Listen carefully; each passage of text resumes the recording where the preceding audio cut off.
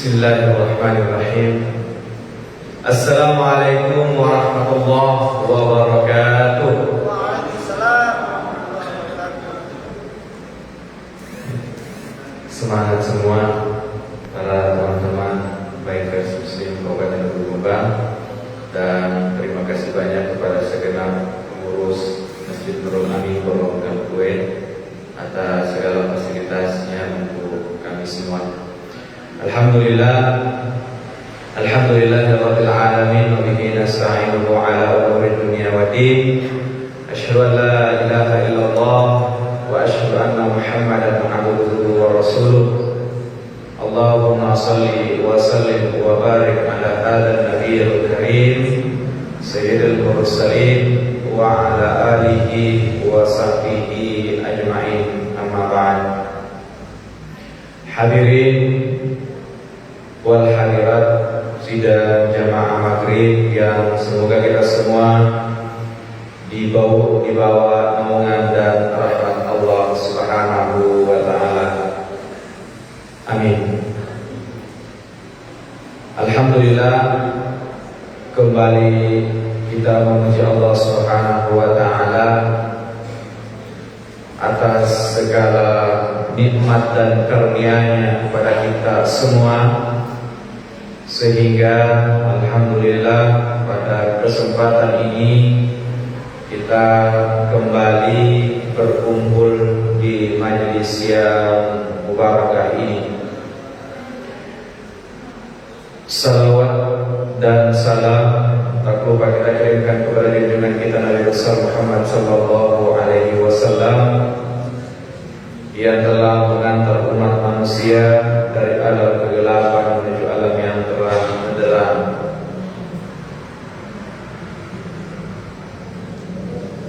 Sahabat bikers dimanapun berada,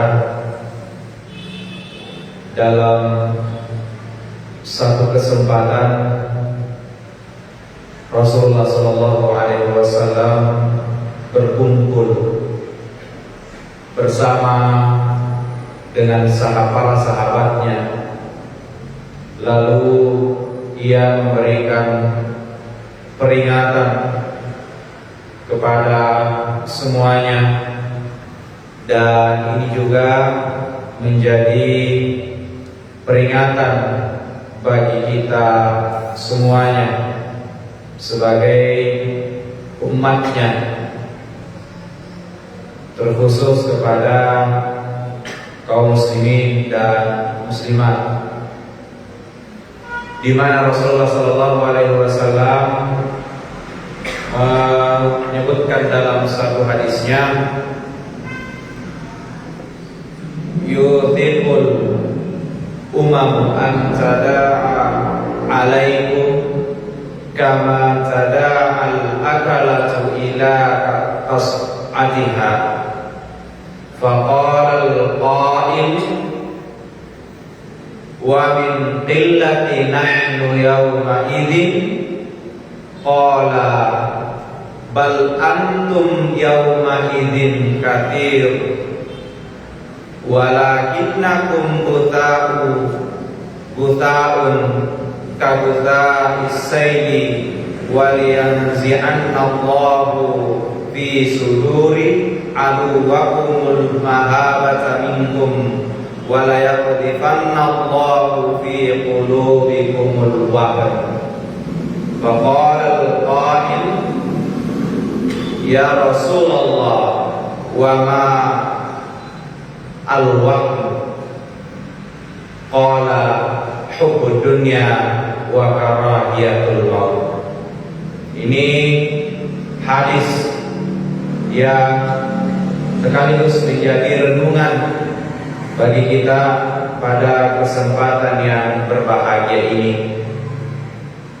Hadis ini yang berarti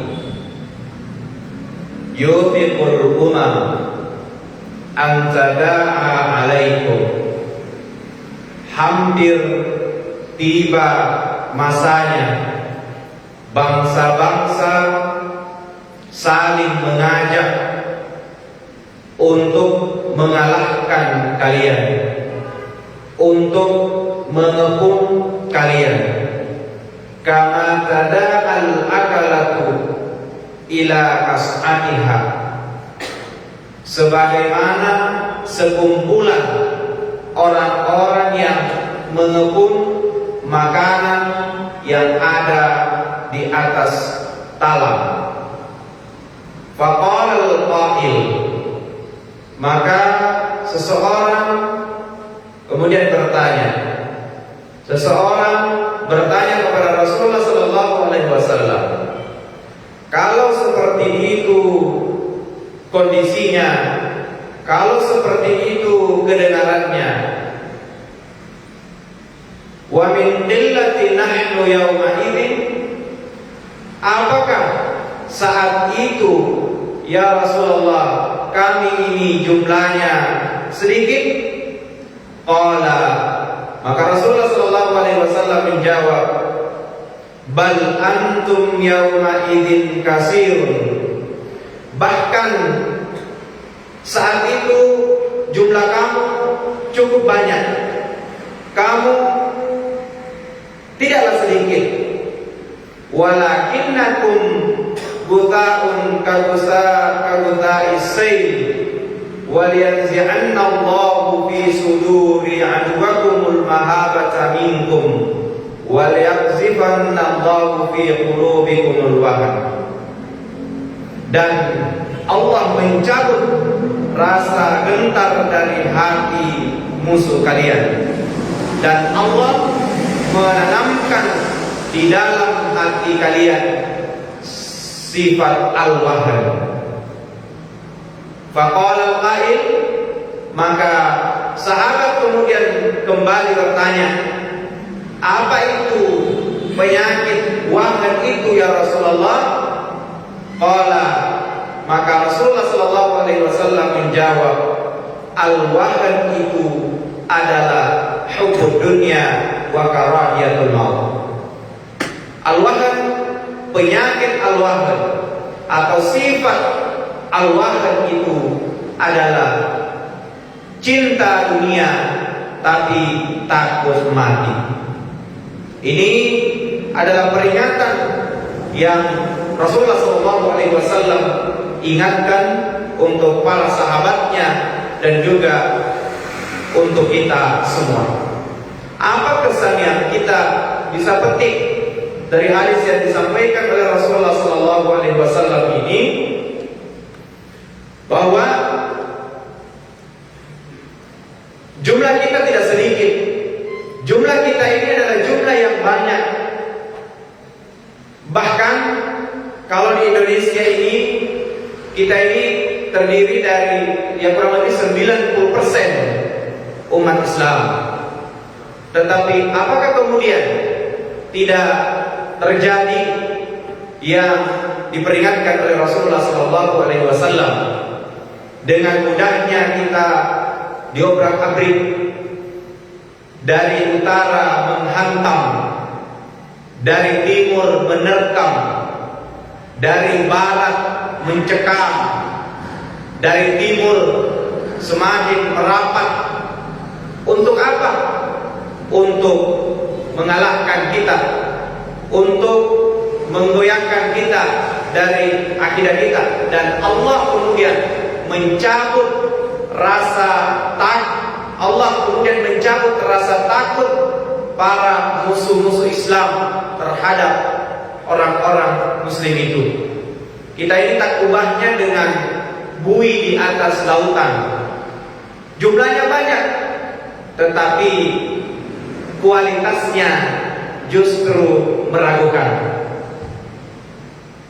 Di mana-mana umat Islam ada, tetapi di mana-mana juga tidak bisa dihalau keadaan yang disebut pendangkalan akidah. Apakah cukup kalau hanya sekedar mendoakan saudara-saudara kita agar mereka semakin dekat dengan Allah tanpa harus hadir di hadapan mereka? Apakah hanya cukup kalau kita sekedar mengarahkan keluarga kita untuk datang ke masjid tanpa sedikit memaksa? Apakah hanya cukup kita mensolehkan diri kita dan keluarga kita tinggal di rumah bermesraan dengan keluarga, sementara abai dengan kondisi yang ada di sekitarnya? Nah, kalau kita hanya cukup berdoa saja, membiarkan orang-orang yang ada di sekitar kita, mereka lalai datang ke masjid, mereka lalai untuk melakukan kewajiban yang Allah perintahkan kepada kita, maka meskipun jumlahnya banyak, tetapi Allah mencabut rasa takut terhadap musuh-musuh Islam untuk menghantam, untuk menghancurkan Islam itu sendiri. Sehingga apa yang terjadi, Allah menanamkan al-wahan dalam diri, dalam hati-hati kita. Hubbud dunya wa karahiyatul maut. Takut, cinta dunia, tapi takut mati. Kalau sudah pada posisi itu, cinta dunia, maka dengan cara apapun yang dia tempuh, dengan kondisi apapun dia lakukan agar capaiannya terhadap dunia bisa tercapai. Dan yang menakutkan adalah ketika mereka takut mati. Takut mati bisa juga berarti bahwa mereka sama sekali tidak ada persiapan untuk menuju kematian. Sementara di mana-mana kita mendengar kabar ada kematian, ada duka, tidaklah itu semua menjadi peringatan, menjadi muhasabah, menjadi evaluasi untuk kita. Tetapi ketika cinta dunia, penyakit cinta dunia yang menggerogoti, maka persiapan untuk kematian itu terabaikan. Sehingga kalau disebutkan bahwa cinta sifat atau penyakit al-wahn itu lebih berbahaya daripada Wuhan, seperti yang tershare tadi pagi. Karena Wuhan yang 2019, kenapa disebut COVID-19, coronavirus disease 19? Karena dia munculnya tahun 2019 dari Wuhan, di China. Ya, virus ini ya paling sudah berakhir kalau mematikan. Ya, cukup sampai di situ. Ya, setelah mati ya kembali ke pangkuan ilahi. Tetapi yang paling berbahaya ini adalah penyakit wahn itu. Dengan cara apapun yang dia tempuh untuk mencapai cita-citanya, sehingga apa yang terjadi tidak lagi pandang bulu. Mau itu sahabat, mau itu keluarga, saling bersengketa antara satu dengan yang lain. Ya, di sejumlah tempat, di berbagai daerah, kadang mereka antar saudara, ya, antar keluarga sendiri saling bersengketa. Ya, saling bersengketa. Apa yang mereka sengketakan adalah persoalan materi. Contohnya adalah tanah dan materi-materi yang lain. Itu kalau sudah ditanamkan dalam diri itu al-wahn, si penyakit al-wahn yang terlalu cinta dengan dunia. Ya, tidak lagi berpikir untuk kematian, dan ini yang sangat-sangat berbahaya. Tidak berpikir bahwa kita akan mati, kita akan menghadap kepada Allah. Tidak berpikir bahwa meskipun di pengadilan dunia kita menjadi pemenang atau kita dimenangkan dalam hakim dunia, tetapi di akhirat belum tentu kita menjadi pemenang. Sehingga apa yang terjadi? setiap tetesan atau setiap suapan yang kita nikmati dari barang yang tidak halal, jangan harap kita akan diridhoi oleh Allah Subhanahu wa taala. Dalam satu hadis disebutkan bahwa ada seseorang yang melakukan perjalanan panjang. Di tengah perjalanan kemudian dia berdoa kepada Allah, mengangkat tangannya kepada Allah, berdoa kepada Allah Subhanahu wa taala, tetapi Allah tidak menerima doanya. Kenapa Allah tidak menerima doanya? Karena wa ma ta'amuhu haramun. Makanan sehari-hari yang dia makan itu adalah bercampur dengan makanan yang haram. Makanan yang dimakan setiap hari adalah tidak jelas sumbernya. Wa ma ta'amuhu haramun wa mashrabuhu haramun. Minumannya adalah bercampur dengan minuman yang haram, atau biaya yang kita gunakan untuk membeli minuman itu adalah dari sumber yang haram. Wa malbasuhu haramun.